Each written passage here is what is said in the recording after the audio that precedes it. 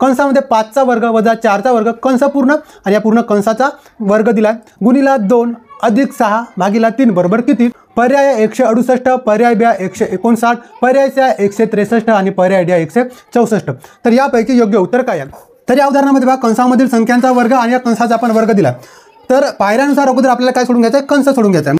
तर उदाहरणामध्ये बघा आपल्याला काय दिलाय तर 5चा वर्ग वजा 4चा वर्ग हे कंसामध्ये दिलात. मग कंस सोडवते वेळी बघा अगोदर वजाबाकी करायची का दोन संख्यांचा अगोदर वर्ग लिहून त्यानंतर वजाबाकी करायची. तर बघा वजाबाकी ही आपली चौथी पायरी आहे आणि वर्ग काढण्याची पायरी आपली दुसरी आहे. मग अगोदर काय करू? या कंसामधील संख्यांचा वर्ग घेऊ आणि त्यानंतर त्या वर्गांची वजाबाकी करू.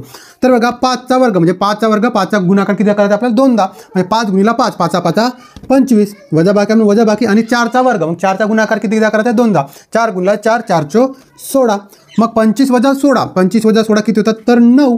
आपल्याला हा ब्रॅकेट सोडून झालेला आहे 9 आला परंतु ब्रॅकेटचा पुन्हा का दिलाय कंसाचा पुन्हा का दिलाय वर्ग दिला म्हणून 9चा वर्ग.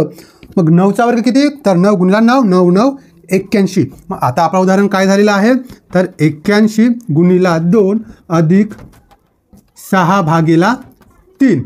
तर ह्यावेळी काय करायचं आपल्याला बघा आपल्याला कंस आणि घातांक सोडून झाल्यात पूर्ण संख्यांचे. त्यानंतर आपली तिसरी पायरी काय तर डावीकडून उजवीकडे जाते वेळी गुणाकार किंवा भागाकार अगोदर करायचा आणि नंतर बेरीज किंवा वजाबाकी करायचा. तर अगोदर या दोन संख्यांचा गुणाकार आणि या दोन संख्यांचा भागाकार करून घेऊ. तर बघा 81 गुणिला 2 81 गुणिला 2 किती होतात? तर 81 गुणिला 2 किती? बे 1 बे आणि बे 8 16.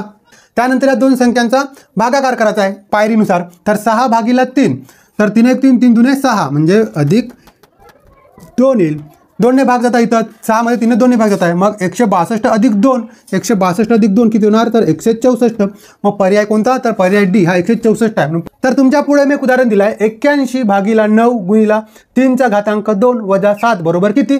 पर्याय आहे 75, पर्याय बी आहे 72, पर्याय सी आहे 74 आणि पर्याय डी आहे 83. तर यापैकी योग्य उत्तर काय आहे हे तुम्हाला कमेंट करून सांगायचं आहे.